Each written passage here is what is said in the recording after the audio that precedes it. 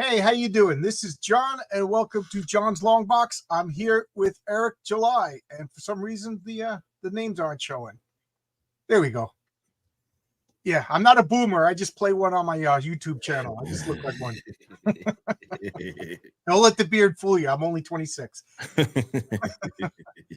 So this is your second time on my channel. I got to say thank you for coming on the first time, and thank you for coming back. Whenever somebody comes back for a second time, that's like, okay, they enjoyed it, you know. Yeah. When I cook dinner for somebody, if they come back for dinner a second time, okay, they did like my cooking. There you go. So how's everything going? Oh man, it's going well, man. Just been a grind, man. All day, every day. That's sort of the life. But man, I do appreciate you having me back here. Oh yeah, anytime. Yeah. I was real surprised. I mean, you came, not that I'm anybody important, but you came on when I had next to nobody. So I appreciate it. Thanks a lot. Oh, so thanks. All right. I love to see that growth, man. Keep that up. Oh yeah. I've been, again, I thank the Lord. I'm doing pretty good lately. I have a comic coming out. People are asking me, and so I understand that you got to keep promoting. You got to keep hustling. So all day. Yeah. So I'm all excited because Chuck Dixon has been on my channel. Mike Byron has been on my channel, and Chuck Dixon has called me his buddy. So I'm officially his sidekick. He's Batman. I will be Robin. So I wanted to. I know about Chuck Dixon. I read Alpha Course. So you want to tell me about Mike Byron? He's another one of my. I gush when I talk about him. Yeah, no, Mike's awesome. He is an incredible dude. I mean, just a wealth of knowledge that he has in his approach to storytelling. Yeah, so much game that I've picked up from the man. Just speaking with him, for sure. Also looking over the work. For those that don't know that are watching, he will be writing the upcoming Gooding book that we have that will be released after Yaira. So that'll be coming around sometime in the spring. So be on the lookout for that. It's a wonderful book, incredible book. Gives a lot of context to the character of Gooding, and it was very much his idea. I mean, I can say that really for every character that it is, even though that let's say this has a story, and yeah, I may have created the character, but the general approach, and I think it'll make more sense as people see get to read the story. That was all Mike Barron's idea, with where to take that character. I just provided the basics. It's who he is.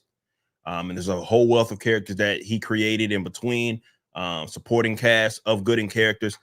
Incredible. I know people are going to love it. And it was very much his perspective. If people watched that initial video that he did, and he spoke about it, I know this character, Red Ice too. I think they needed a little bit on the origin tip. Like, that was all his idea. So to be able to have a guy that's like that around has been just like with Chuck. It's been one of those things that you can't really quantify that. You can't put like the value, let's say, on that. Definitely with me being a more up and comer, being younger, being able to pick up knowledge from guys like Mike Barron and a Chuck Dixon has just been, again, it's been instrumental. Yeah, my wife's not into comic books, so when I tell her, I get all excited. I'm like, yeah, Mike Barron's coming on my channel, Chuck Dixon's coming on my. I have to turn it into baseball. I'm like, this is like, now I just put myself on the spot, but I'm just like Babe Williams coming on, or this is, and she's like Babe Ruth. I'm like, well, Babe Ruth would be like Stan Lee, Yeah. But so she doesn't know. She's like, okay, go play with your comic book friends. Oh, that. Let me ask, is your wife into comics? Not necessarily. I will say that definitely, because I've been with my wife for forever. And like, with the growth of like the Marvel Cinematic Universe, she watched almost all those movies alongside me. So when I was going to watch the movies based on it, shows as well, we were always doing that together. So she wasn't like a reader per se, by any means, I would say that, but she had very much became like a fan through us, really just bonding and watching movies and doing stuff like that. So she's a huge Storm fan now. Some people have seen her maybe rock some of those shirts and stuff. So yeah, it's been really cool to have her like be, because she's very much a part of like everything that we're doing with the Riververse. Yeah, she's your wife. Yeah, exactly. So she's she's tapped in, man. She's all the way tapped in. Yeah, because my wife, you know, she likes she's around when I'm sorting comic books, and she'll be over there watching TV and I'm playing. She says she likes the energy of me playing with my toys and playing with comic books. And she used to come with me to the storage unit and sort things, but she never read comics. But now, like you said, the Marvel MC universe, we could talk about, oh, the Scarlet Witch, that she's twins with the Quicksilver. You know, we can have a conversation. Yeah. You know, it is kind of neat. But you know, when it comes down to like, that's not what Star-Lord looks like in the comics. That's not Star-Lord's origin. Right. You know, then she's like, yeah, you're getting nerdy on me. Yeah.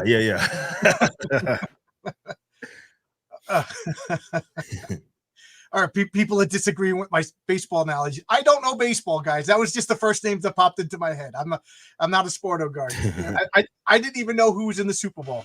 You know, I didn't even know Sunday was the Super Bowl. I'm sitting there playing a board game with my friends. There you go. So I don't. So I never got to talk to you last time because I was a little starstruck, you know, nervous. You know what I mean? You came on. You were one of the big names. So I kind of just was like nodding. But I wanted to ask you, did you grow up reading comic books? Were you like a guy like me, just because I remember hiding comics? I was afraid people were going to tease. Well, I'm older than you, you know. Yeah. So when I was a kid, comic books were trash that you hid from people. Yeah. Not like, well, yeah, I mean, I obviously grew up on it. I always tell people that my introduction to comic books was Flash, Wally's Flash, while it was Flash when I was growing up. Again, kind of coming full circle, working with Mike Baron now. It's kind of crazy. But so you read the post-crisis Flash where, you know, when he had to eat a lot of food to keep the calories up? Yeah. I thought that was great. Yeah, so that was my introduction. But I also tell people that, look, my upbringing, I just happened to come up in an era where you had a lot of good out of comic book based stuff as well.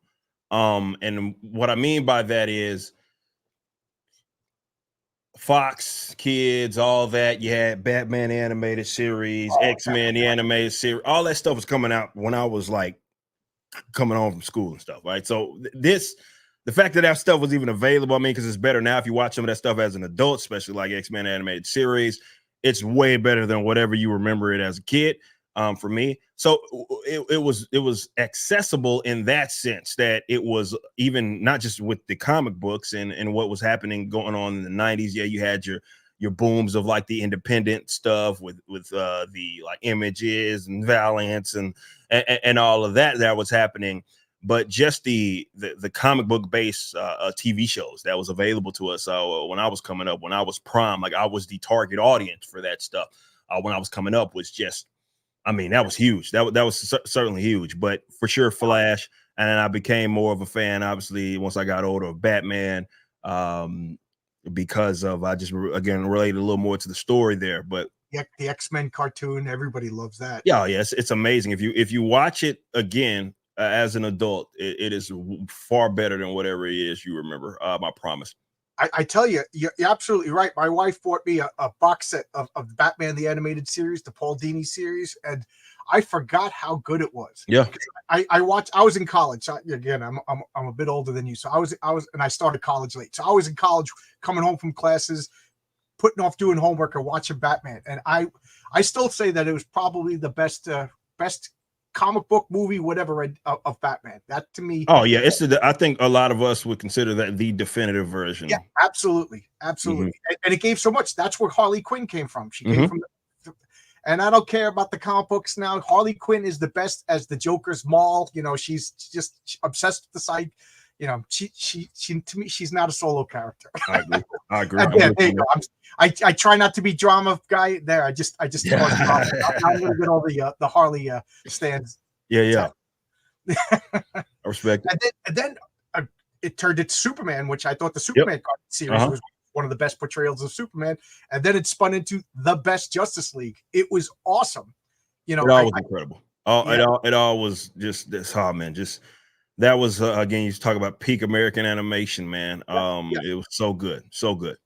I remember watching that they used the cells were black, and then they did to make Batman look dark, and then when they did Superman, they used like brighter or clear cells. I don't know exactly, but they took it that seriously. Somebody Yeah, says, yeah. okay, here's another. I'll start more controversy. I don't like Gambit. Never liked Gambit. So there you go. I did gear towards lean a lot towards of that group, that initial X-Men group during the animated series. Like I was a Gambit. I was a fan of Gambit. I Yeah, got that Gambit. Yeah, yeah. that's definitely a generational thing because people my age and older, like I don't like Deadpool. I don't like Cable. But but I then get again, it. it's definitely a generational thing. Yeah, yeah. Oh, they were painted on black paper. Okay, yeah. Thanks for the correction. Yeah, yeah. I knew it was something like that. And what you said that the animation, I don't know what's going on with modern cartoons today. Oh, they're in a bad spot. It's American animation is in a terrible spot. And it's been that way for a little bit now. Just another area where the Japanese are just really kicking their tail. Oh, you brought up a good point. Let me just address this, and I'll get what you just said. I didn't like Gambit. Please tell me you thought Psylocke was. Of course, I just didn't like it. I'm not crazy. I'm not, Psylocke, Rogue. These are all hot. This back into the superhero women were hot. That's what they're supposed to be. They're superheroes. I don't want a big fat out of shape. Which brings to your point. The Japanese are beating us. The manga is outselling American comics, and it's so bad now that even the Mark Wades and the Mark Brooks and all these crazy people they can no longer deny it. What do you think about that? It's a harsh reality. I accepted it a long time ago. Yes. And it more people are starting to come around to it, but it is a reality. And yeah, I'm a competitive person. I've been a sports guy my entire life, and for me, I would think that to me it speaks to like how much has changed just with the American psyche and the approach to economics. Because I couldn't imagine something like that happening during the era we were just talking about in the 90s. Having all of these entrepreneurs, these people that are like forward thinking, get their tails kicked in their own. And it's not just like they're kicking your tail internationally. No, they are going in your home. Japan is outselling you in your own market with something like comics you influenced them on, historically speaking. And it's a harsh reality, and I think people should look at it and pay attention to it, and more importantly, learn. Not just looking at it like, yeah, it's they're doing better than what the American comic book companies are, in which they are, but look at like the why. I think is more important than anything, and analyzing like how do we get to that point, because a lot had to happen to where you have now, like definitely with another generation, this recent generation of people, they're preferring that over the American stuff. Even though it's told in the more Eastern form of story, it's different. It's different. People are gravitating towards that. So a lot had to go right and wrong for that to be the case. And I think that it's important for aspiring creatives and entrepreneurs to understand the why, analyze that, understand it, and then make adjustments based on that. I think we all know why. The manga is excellent. The Well, art that's is excellent. And I think they're not rebooting every 10 seconds, starting over again, making people confused. My sister has a son who wanted to get comics, and they were both confused. How do you're 12 years old right now, you walk into a comic book store, how do you start with Spider-Man? You know what I mean? Impossible. Like, yeah. And that's their own doing, right? Spider-Man, is it what? They don't know who it is, but they could go into the same store and get One Punch Man right from the beginning at a cheap, affordable price. What's it, $20? I don't even know, because I don't, not that I dislike manga, I just don't. Just don't know. But you could get a collection of manga, a full story, or you could buy one comic book for $6 and then whatever. Then they'll lecture me. They have it all figured out.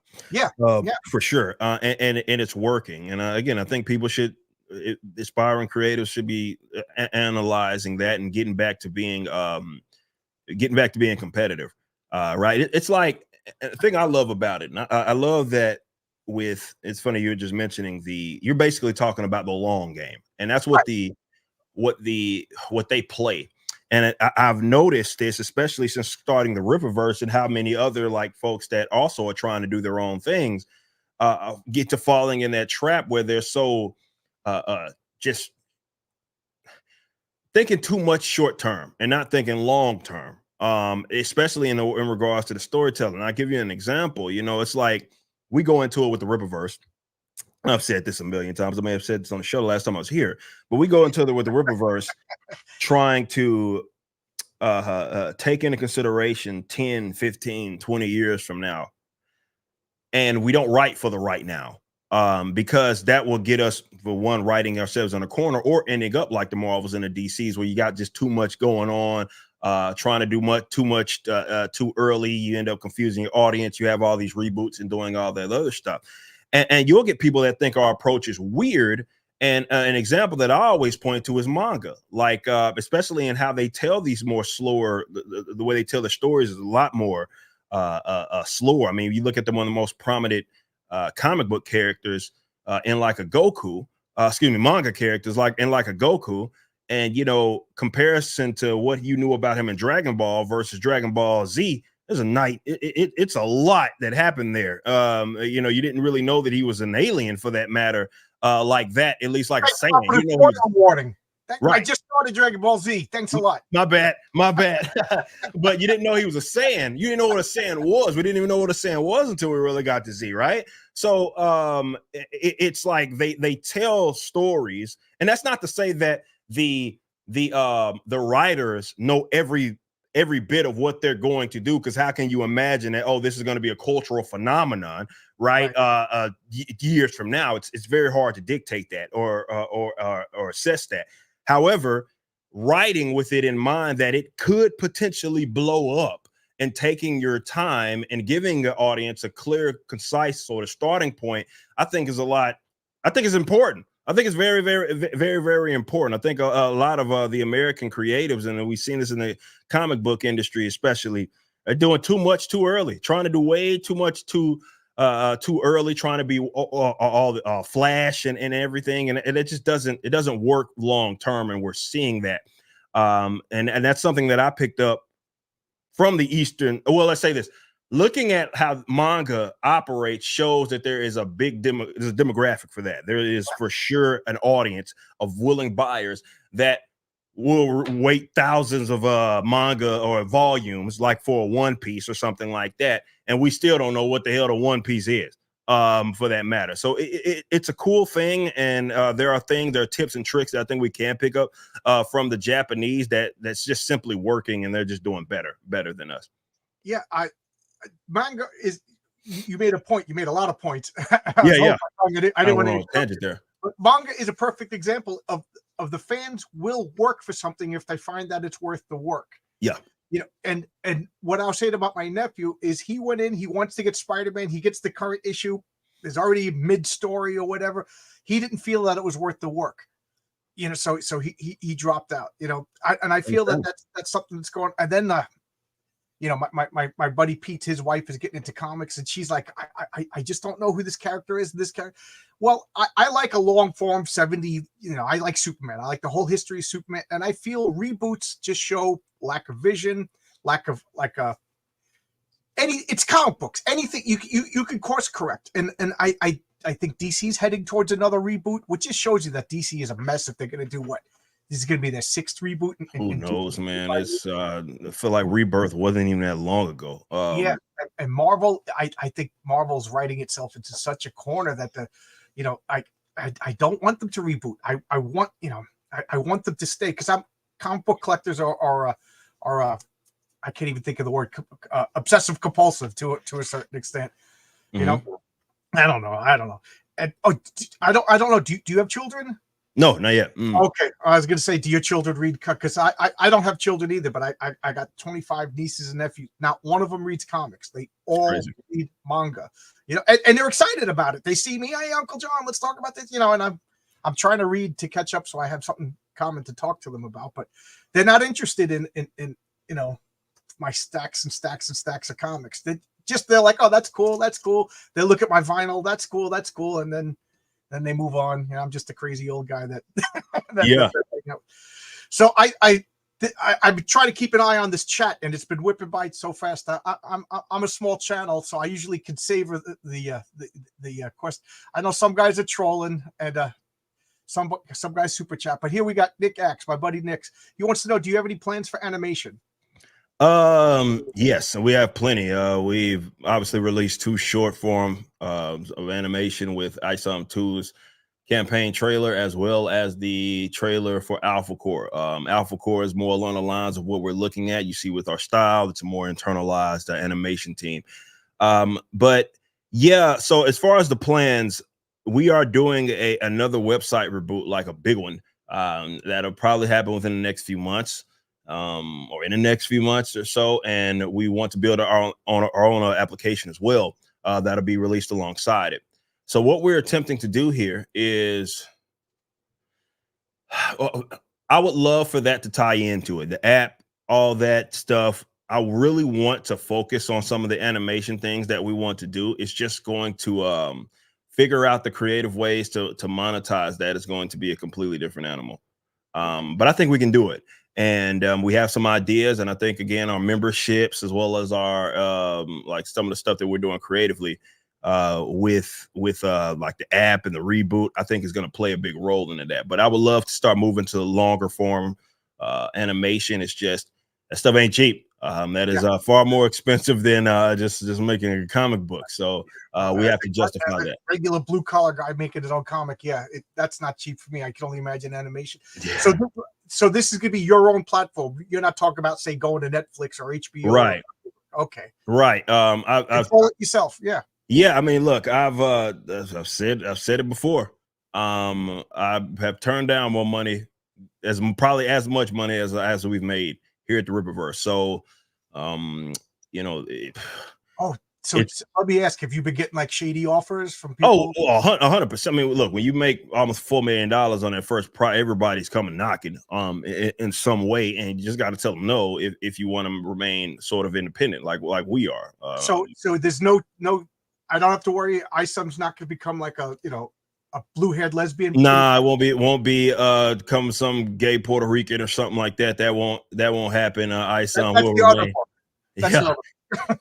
ISOM will remain as ISOM, and it's for that reason. So whether it's the success, and that goes for all the characters in the Rippaverse, right? So our success is going to be determined by us, success and failure, and I'm perfectly fine with that. But there's a lot of creative ways, man, to do things, and we want to make sure that we are giving people what it is they want, and keeping it as independent as we can. Yeah, I see. He said he's done with evergreen characters. I understand the sense, but I still love the Fantastic Four. I still love Spider-Man. I still love Batman and Superman. But I feel like I've been betrayed by the mainstream, and they made it abundantly clear that they didn't want people like me as the audience. So, but that's not Batman's fault. That's not Spider-Man's fault. You know what I mean? Like I'm really torn because I really love. So I'm going out on my own, making my own stuff, and that's what you're doing too. Like that. ASE presents 20,000. Oh my God, I don't get too many super chat. I don't know what to do. I get a little embarrassed. I get a little shy when I get super chatted. So forgive me for being awkward. Great interview here, John. We'll be talking about promoting it on my new comic book show for Canon's sake tomorrow. My co-host, Young Clipper, thank you. Mint salad. It's a troll. It's a troll. Oh, that's a troll. Yeah. I don't know. I stay out of it. Yeah, at least you got $20. Those are the type of people that you want. This is a troll too. But I also can't not show. I feel like that's the rules. Hey, they're giving you money, man. They're giving you money. They're giving me money. I'm gonna monetize your haters. How's that? Hey, I'm all for that. They're giving you money. That's what it's about. Oh, it's so you fooled me. I don't know. I got into drama 4 times. 3 times was my fault. I apologized 4 times. So no, it's all good. You're getting money out of it. That's what it's about. Okay. Hero Darkly Dark. I just talked to Hero Darkly Dark last night, so thank you for helping me out. And again, I don't know what else to say. Why'd you skip my super chat? No, I was just waiting. I was just waiting for a good time. I think I got 3 super chats. I think I said, all right, read the super chat. Geek Gateway. I put it up.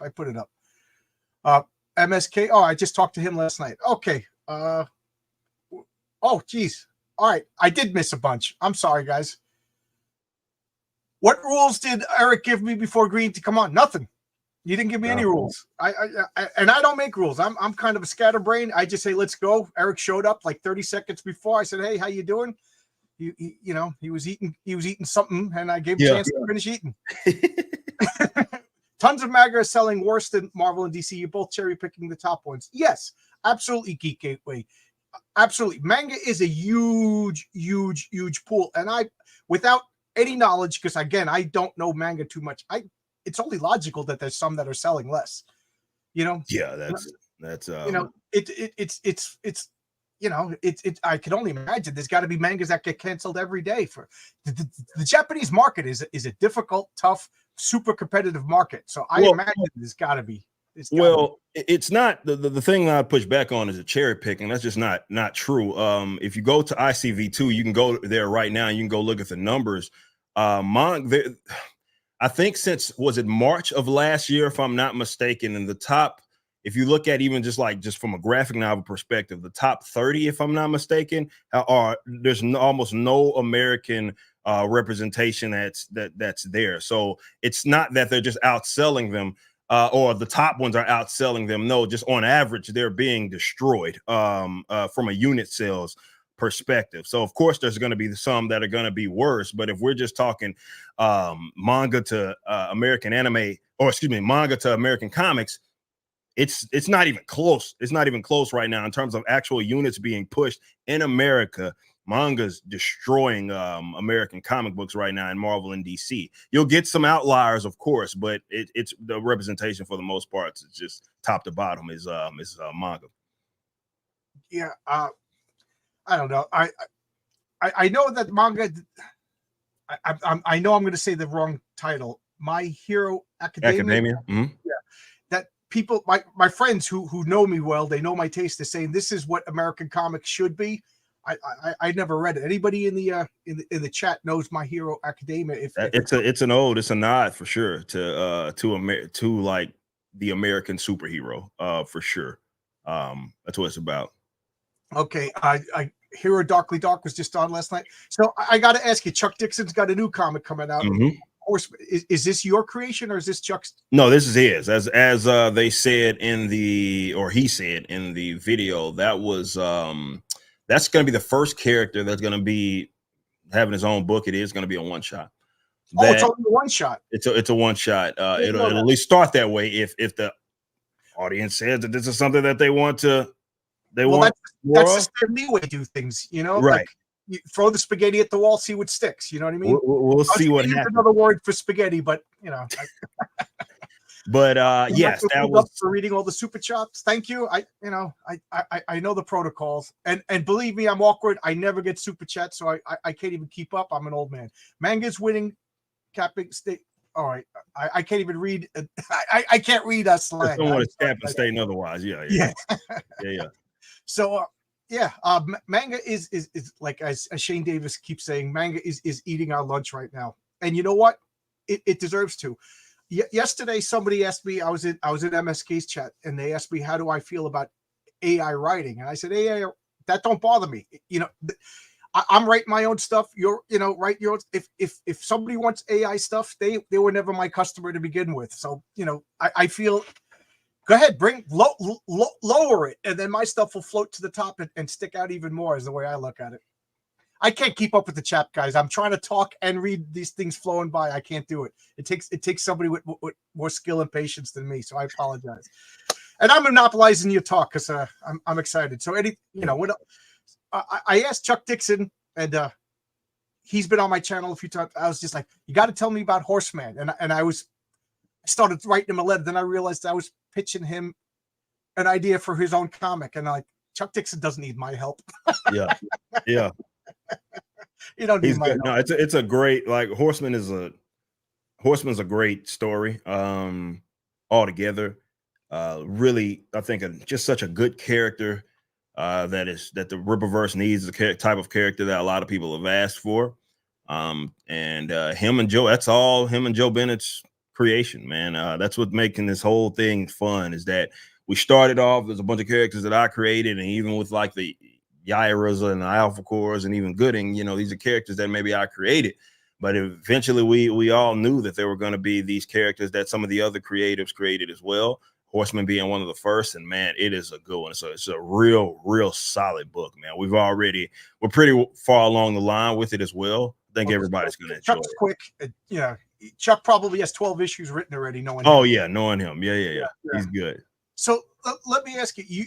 And obviously this is all your creations. These are all your characters. But now that you have Horseman, I didn't realize this was a Chuck Dixon creation. So obviously you're accepting other people's ideas and you can expand it if it makes sense for our universe, for sure. Definitely with our like core writers that we have, like myself, we got Saskas, we have Mike and Mike Barron, as well as Chuck. So yeah, like if there's ideas that are floating around that make sense, then yeah, if we give them a book, if it's a team or whatever it may be, if it makes sense, then we're willing to entertain. Excuse me. At the end of the day, it is about the customers and giving them what it is they want. And if they've determined that this is something that they want, then that's what we're going to give them.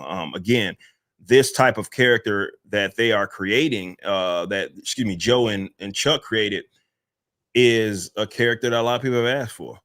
So yeah, there's room for it. It has to make sense for the Rippaverse for sure, but there's room for all of that. Each book, even based on the characters that I created, that other people are writing, has new characters introduced in it. Like if you read Alpha Core, like with Galvin and Billy Bob, like those are not characters that I created. Like I only had everything, even like with Sandy Kim, some of the members that are assisting Alpha Core, I didn't create them. Only characters that I believe that are part of that story that I created are the 3 members of Alpha Core and Mick Davies, who you see, the cop. Outside of that, that's it. That's it. Everybody else, all the other characters, I don't think I'm missing any. All the other characters were created by Chuck Dixon.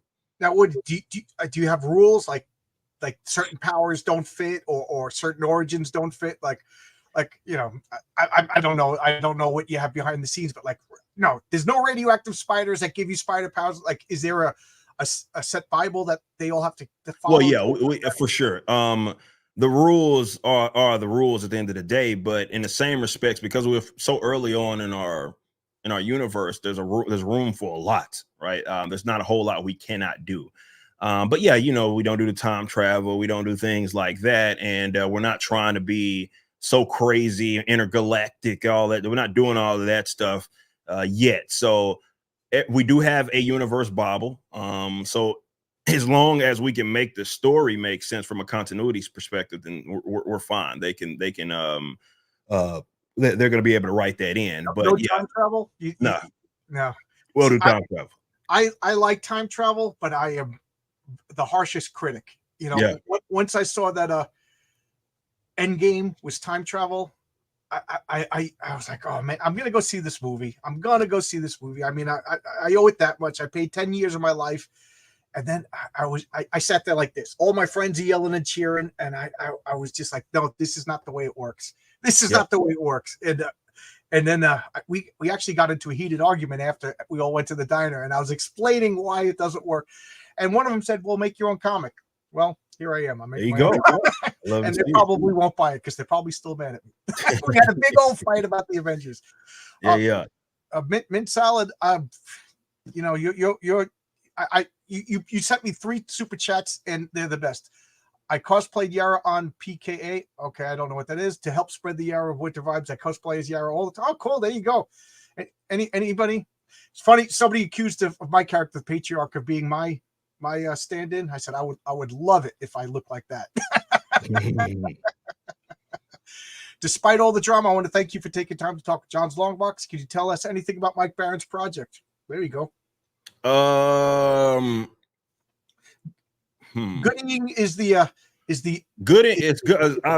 It's Gooding is the called the Polemith is the name of the book by Gooding, and it very much does give you a lot of it's a change of pace. I can say that much from even what you're going to be getting with Yara.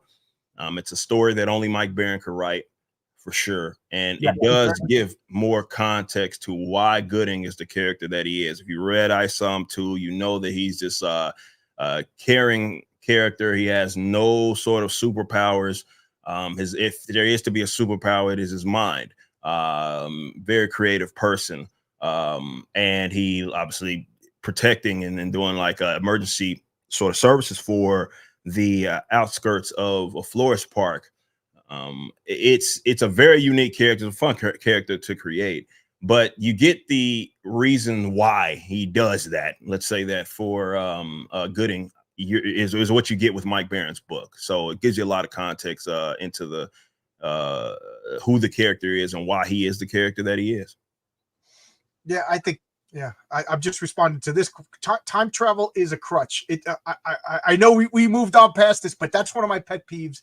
Is time travel is just used as a get out of jail, remove consequences. Oh man, Yeah. I got 98 people in the chat right now. If put in the chat what you think was a good time travel movie. My favorite and the one that is the example is 12 Monkeys. Have you seen 12 Monkeys? I haven't seen that. That is the only time travel movie where the time travel makes sense. That in that small subplot in Harry Potter, the time travel worked. So I also want all the names in your character, all the names of your characters are very unique. Are these because I've never heard the name. I never heard the name Gooding. And are these people that you know? Are these family names? Or these names you making up? With the characters of surrounding Isom, yes. Not so much with like Yaira and Gooding, but as far as like family influence, yes, with Isom. Obviously being named after my great grandfather. That's who his name is based on, Isom. That's where that originates from. However, he does have an in-universe reason as well that we'll be letting you guys in on very, very soon. But even his sister, like Altona, these are all based on people that were members of my family for sure. The character itself is based on, I got a lot of influence from like my uncle, especially as far as his attitude and everything. So yeah, it's been like it's been cool because I start there with the name, like who this character is, like what am I gonna name them, and I try to make them something unique. I don't try to be so vague and like I don't know, just generic with it by any means. With some of the characters it is that I create in the way that I name them, I make sure that it's as unique as I realistically can have it. So but as far as like family, to answer your question, yeah, a lot of the characters like in his family are named after my family members. Okay. I saw she super chatted like $40, and I guess I skipped over her. She wanted to know is Yara close to coming out? How far away before we see that comic? I'm sorry, Good Salad. It's very close. Very, very close. It's actually right around the corner. We're just preparing some assets, getting everything ready to rock. So we want that campaign to go smooth. It's gonna be a massive campaign for us. So yeah, it's gonna be soon. We said in the winter, it will launch in the winter.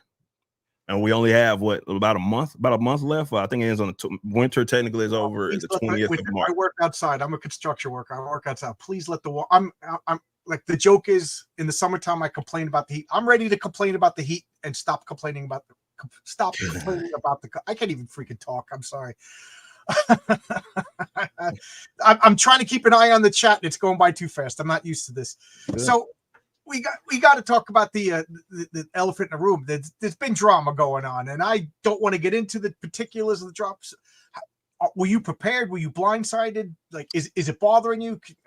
Well, no, it doesn't. I'm sure that helps. It doesn't bother me by any means. A lot of it is like I'm not obviously engaged in any of it at all. It's more of like, people have they sort of one-sided wars and that they've waged on myself. And look, that's to be anticipated. I come from especially the music industry where it's a lot more greedy than whatever the hell really? This is.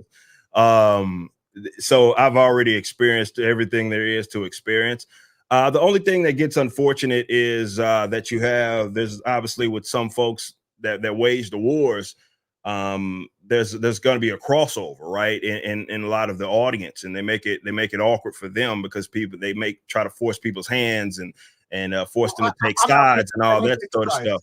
And I don't like that. I don't like it having to be awkward for people. I don't want people to feel like they have to make a decision and take somebody's side for some one-sided war that they that they waged. I'm not requiring that of anybody, for sure.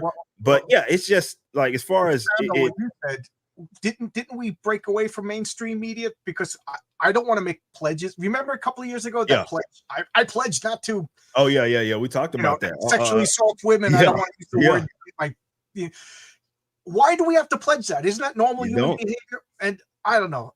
I'm a very individual person, and full disclosure here, I didn't know who you were until you made a comic book. I'm very insular in my comic book world. You know what I mean? So I was like, oh, this guy's making a comic book. Oh, this is like a big deal. And that's when I started to research. So I didn't know about your politics, and I just found out now that you did music. I had no idea. So good for you. You're doing it all. So you're a polymath, I guess. But, which I'm a little annoyed about, because I had a character named Polymath before you, but you rushed it out first. So there we go. It's all good. So what I was saying is, I consider myself an individual. You know, I lean conservative with my politics, but you know, with a lot of liberal ideas. I'm a classic liberal, and I'm not joining pledges. I'm not joining factions. I'm not joining teams. And right now, I like I said to a few people, because they wanted to know what my exact specific perception of Comicsgate was, and I said Comicsgate is a group defined by them.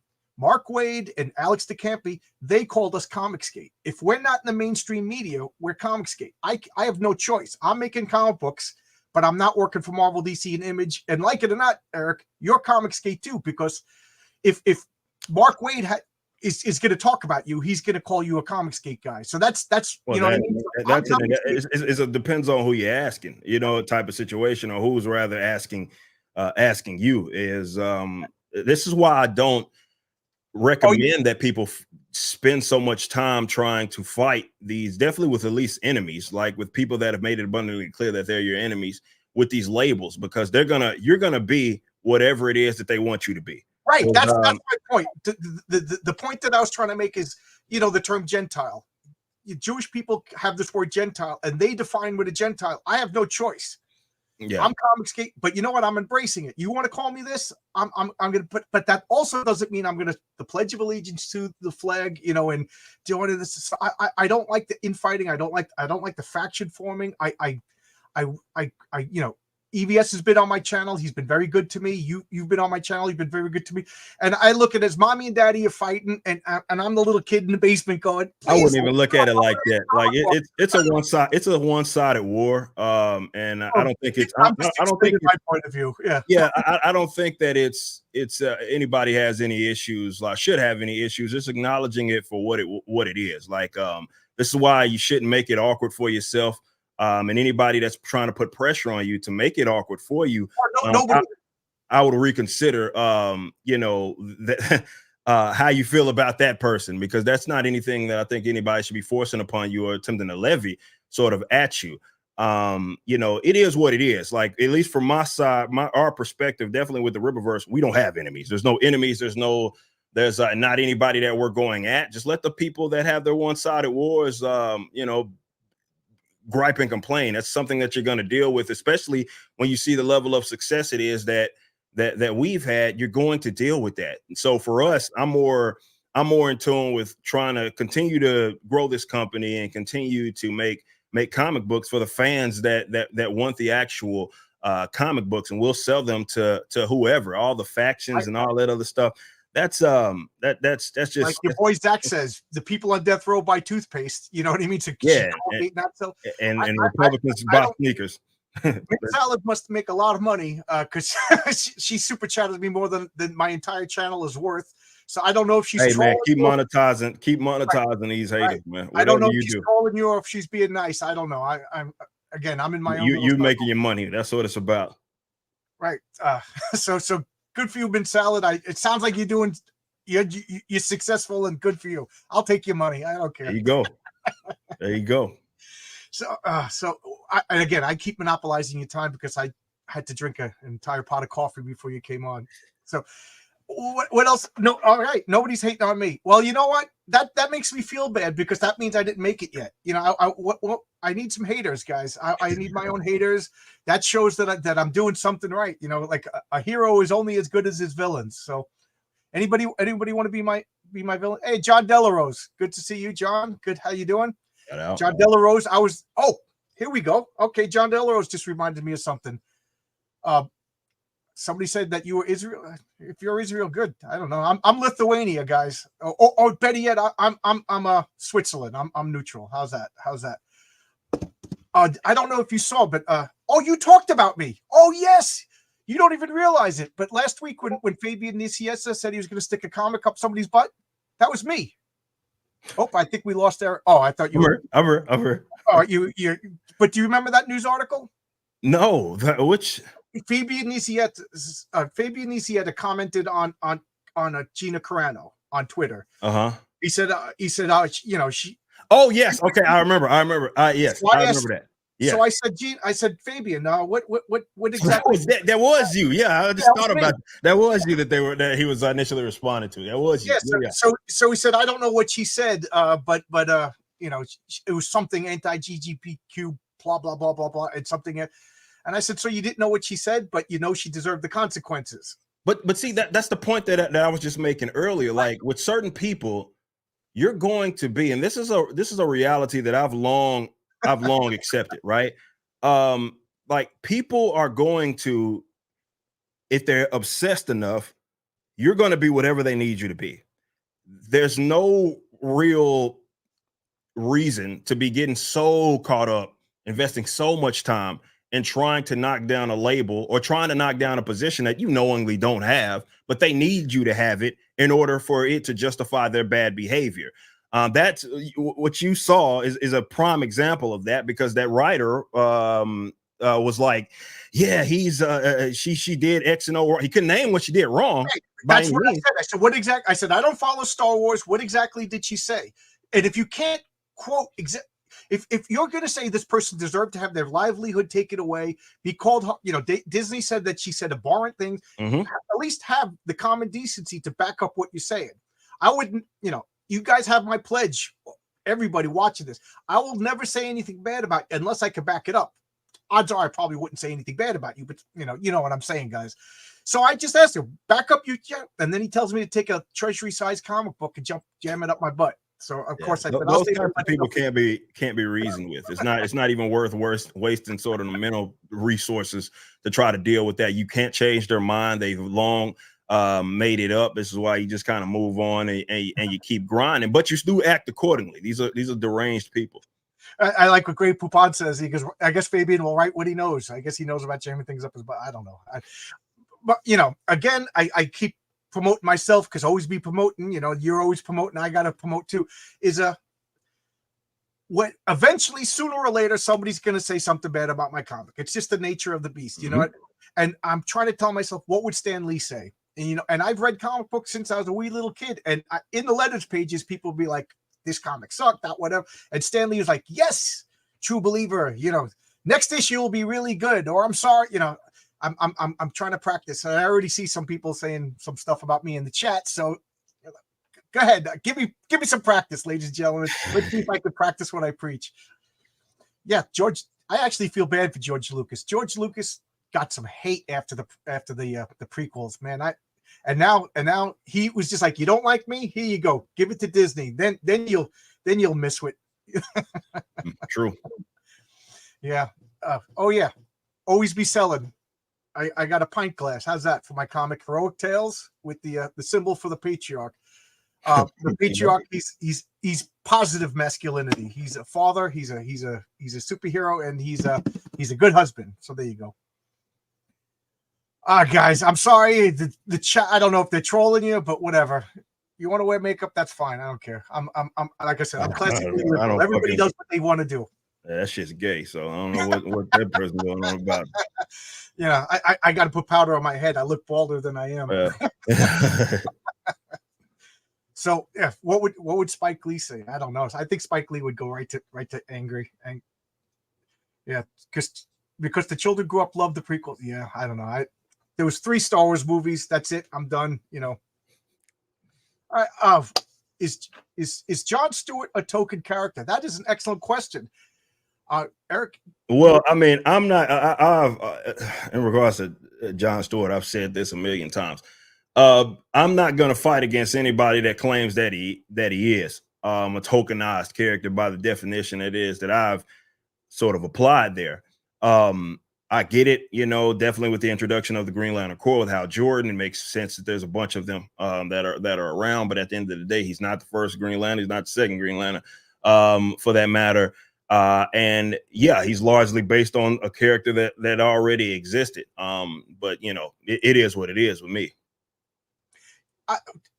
I agree with you. I agree. I think he was kind of thrown in for, you know, my representation purposes, but he grew into a really interesting character. I didn't like him at first because I don't like it when there's more than one version of the same superhero. You know, I hope the ISOM core isn't going to develop pretty soon. Nah, there won't.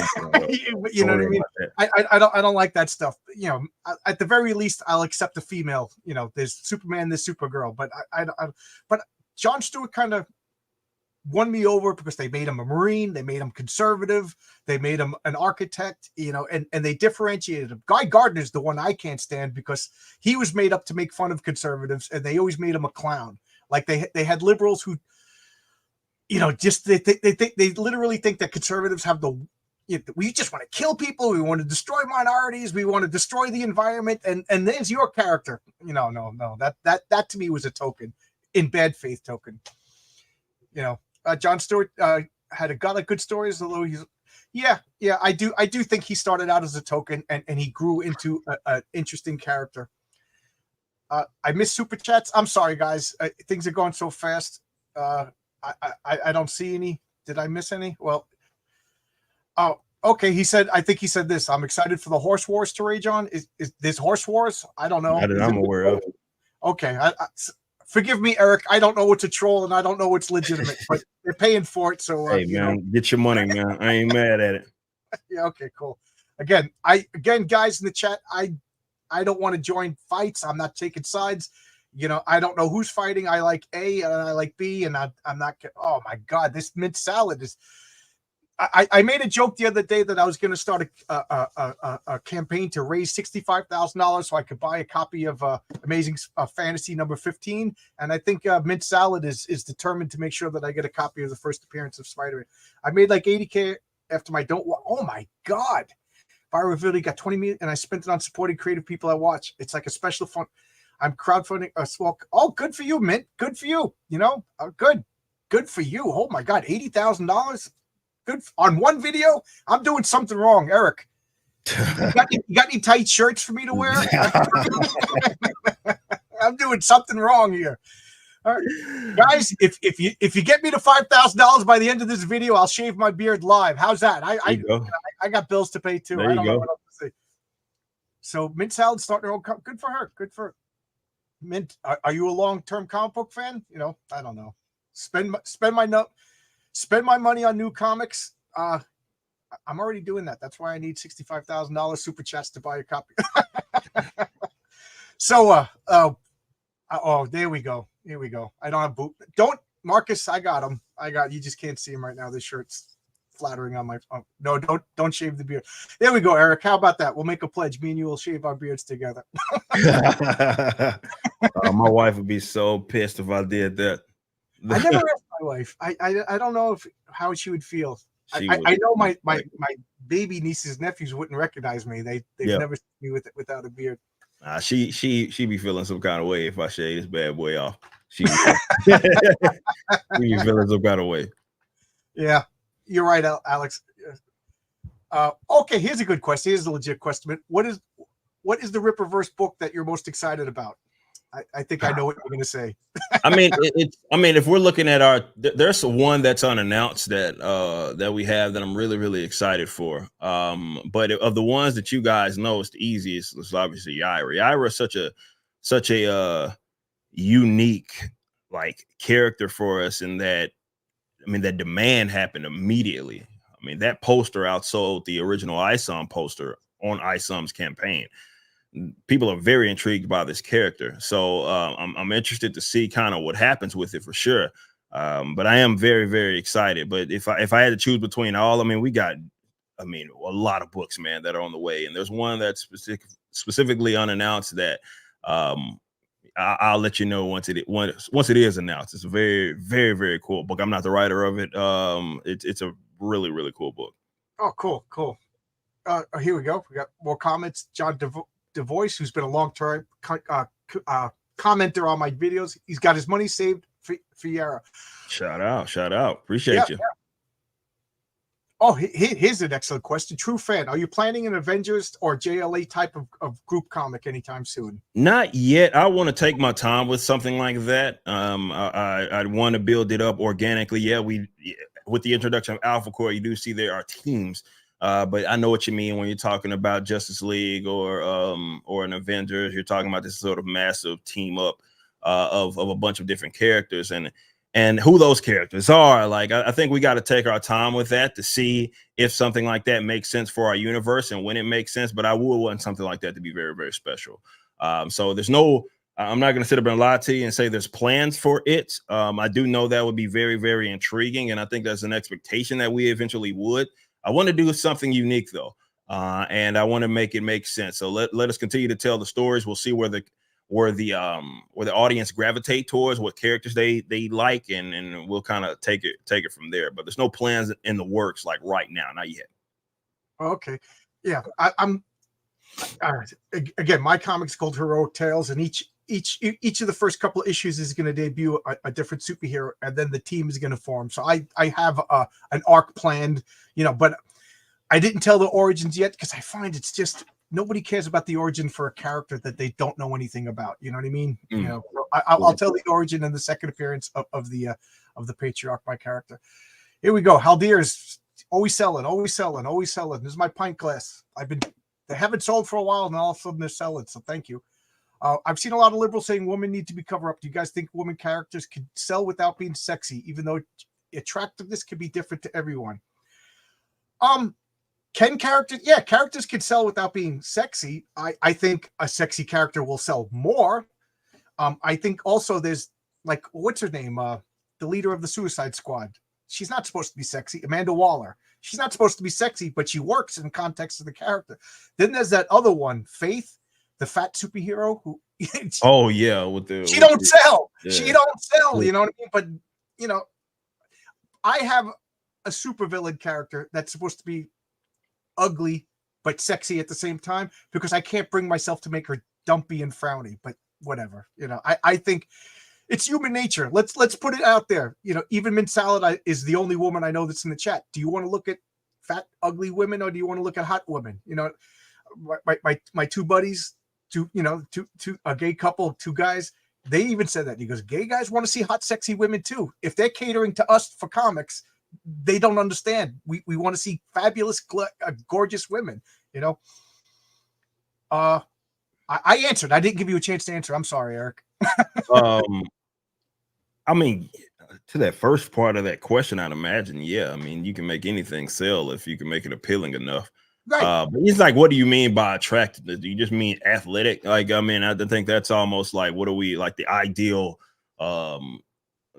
female kind of look? I think is automatically people are going to define that as to be attractive, right? Either way, when really all we're talking about is that it's a female that's in good shape. Right.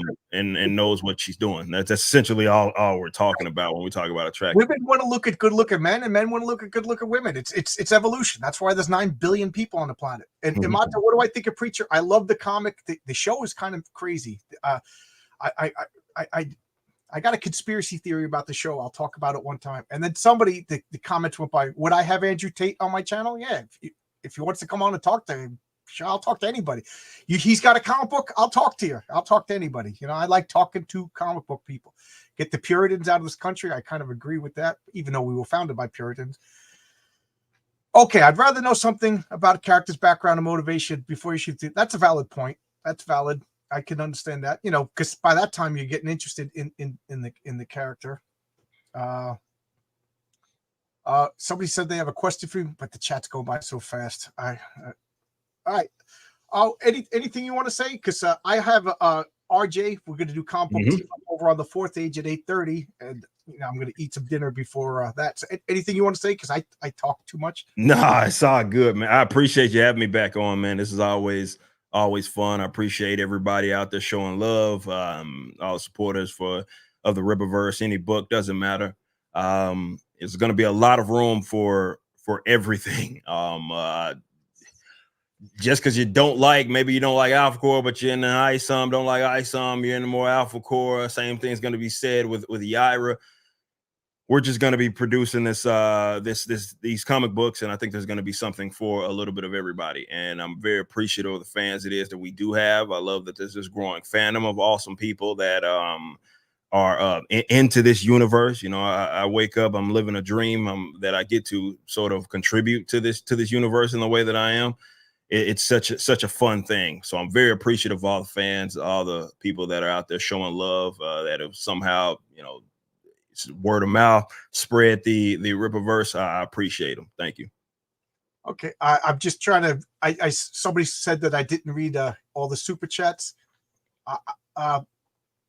I'm a new fan. I read comics all the time now. I'm co-founding Clipperverse Comics. I don't know if she's trolling you or not, but for $50, you know, hey man, he's trolling, but he's giving you $50. That's yeah. important. What are my thoughts? I think Oh, okay. I don't watch. Oh, we already saw this. Yeah, I think I read all the super chats, guys.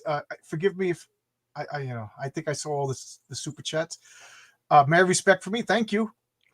Mint salad. Thank you. I don't. What do I do? I don't know. Do I take dance? the money? You take the. I kind of feel silly when people, yeah. Money's money. They stupid. Okay. 104 people. Yeah, I'm a small channel, guys. What do you want me to say? I'm a small channel. So again, you got ISOM 1 and 2. I'm trying to keep track. I got ISOM 1 and 2. You have Alpha Core. Yaira's coming out. You said did you say within the month? Or yeah, because I mean, technically, winter ends the 20th of March. So yeah. Okay, and then how long for Horseman? Horseman's gonna be in the summer. So that's gonna be after Gooding. So you got Yaira, Gooding, and then Horseman. Okay. So and then you said you have new properties too that yeah, we're that's not the only I mean, outside of like the next Yaira book and the next ISOM book, there are a couple of other ones that we have not announced yet as well, that we already are doing pencil, ink, and color on. So we're well along the line. This is we're going to be picking up our schedule on with our release schedule. That's part of being a legitimate publisher that we're trying to be. So yeah, it's gonna be a lot happening this year. We'll see how many books that we put out, but yeah, it's gonna be quite a bit. Okay. You got to cut it. Any plan? Are you gonna deal with the direct market? Is this this it's because you're not quite crowdfunding. You're like a hybrid. You're the only person I know doing kind of what you're doing. Is this your model forward? Or Well, good question, by the way. I think that this is going to remain our model, but the campaign format's going to change soon, just because it's not going to make as much sense with us having so many books that are going to be being released. So at some point we will kind of move away from that. We'll kind of have this new thing, whatever that's going to be called. We'll figure that out.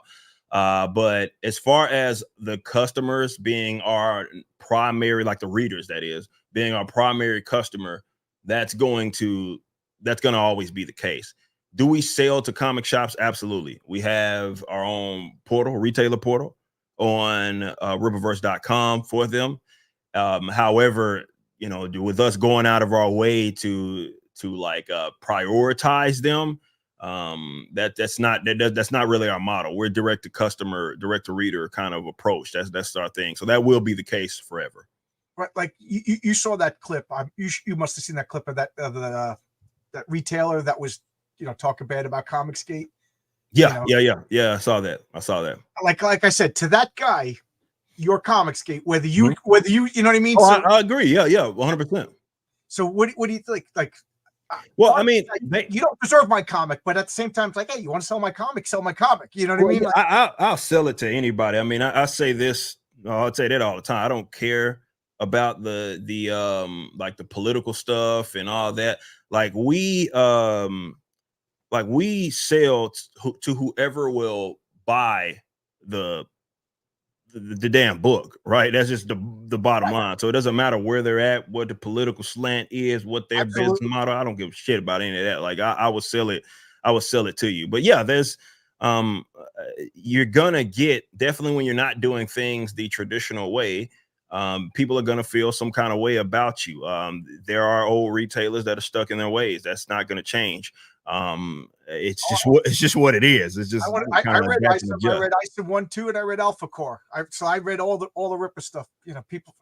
I know that you didn't read it. I read it. I'm a lunatic. I read every comic book that I buy. I got, you know, I can't stop reading. I will not stop reading comic books. Appreciate you. Appreciate you. Because again, I would love to see my comic book in a comic book store right next to Spider-Man and Batman. You know what I mean? And I just don't know. Like, I was kind of when the first time you were on my channel, I was like kind of asking you, and I don't think I asked eloquently enough. Like, you know, you made $3 million on your first freaking comic book, which is, you know, good for you. You know, amazing. And I was kind of hoping that you would be the comic book distributor. You know, you take over Diamond and take over this. So like when I make my comic book, I could make like a, you know, a more affordable copy to sell and distribute. Any plans for doing that? And please say yes. There's been a lot of people, and you bring it up, but it is the truth. There's been a lot of people that have asked, especially creatives, like whether it be with our infrastructure in some sort of way, they want to be able to take advantage of that. And I've said that there are bad actors everywhere. Yeah. I've said that if I'm going to do something like that, I would want to see where the market needs us, right? I would say fulfillment is one of the biggest gaps right now. Right. Especially in the independent circuit. And we've entertained it. I'm not going to sit up here and say that we haven't. I'm not going to confirm that we're going to move towards something. Yeah, I'm not asking you to divulge your plans and schemes. Yeah, but you know, whatever you want to do. I can at least say that we've considered it. Definitely, if it means helping some of these independents out there be able to get their material out to people, to get their books out to customers. I would be a fool not to consider that, but we absolutely have. Yeah. This one again, I don't know if this. Oh, damn it! I guess I shouldn't be damning because this go. I know the 3D. You got money. Yeah, I got money. The 3D assets has been a bone of contention, and I kind of avoided it because I don't want to insult or hurt any of my guests. You know what I mean? I'm not a drama farmer, but yeah. You know what do you think about this? I'll just leave it to you. What do you think? I'm trying I've already we've discussed this. If you don't like my 3D assets, go read Alpha Core. Okay, all right. There you go. So now you can stop pestering me. I read all the super chats. I guess that was the one I missed. All right. There you go. Please ask which Green Lantern did I grow up reading? Alan Scott has always been my favorite Green Lantern. You can see I got the Alan Scott lantern right over there. I can never point the right way. Which way is it? Always do for you. Yes, I'm a little angry about what's going on with Alan Scott right now. So yeah, there's some Tim Sheridan. Shout out. Yeah. And what bothers me is the art is gorgeous. The art is gorgeous in that series, and I got to give credit where credit is due. The art is gorgeous. I looked at it. Something told me not to buy it, and I do not want to. I still do not want to support what they did. I don't like race swaps. I don't like gender swaps. I don't like, you know, I don't know. I want my material to be slavishly devoted to the source material. Like Alan Scott's son was the first openly gay character in DC. They erased the historical first DC character that was gay to make somebody else gay, and it makes no freaking sense to me. I don't know. This is another one of my pet peeves that I can rant about forever. Anything else you want to say before I got to have my dinner before I talk with RJ? Oh, I'm good, man. Like I said, I appreciate you having me on, man. This was fun. Yeah. Thank you for coming on a small channel. You know, and again, you came on. Not that I'm anybody now, but you came on before I was anybody. Before anybody, you and Mike Barron and Chuck Dixon were some of the first people to ever talk to me. So I appreciate that. Shout out to you, man. Anything you want to say before we say goodbye? Nah, man. Thanks. Shout out to everybody, all the supporters again of the Rippaverse, man. Yaira's on the way. Yeah, thanks everybody for the super chats. I get a little embarrassed. I don't know what to do, you know. So thank you. Oh, And I'm like, what are these comments? I forgot that I asked about time travel movies. Looper. Yes, that was a good one. I forgot about Looper. And Terminator 2 was excellent. Yes, you're absolutely right. The first Terminator, Terminator 2, everything after that is garbage. So we'll leave it at that, everybody. Thanks a lot. Thanks a lot, Eric. Thanks a lot of every chat. Thanks for my moderators. Thanks, Marcus. Thanks, Haldir. Bye-bye, everybody.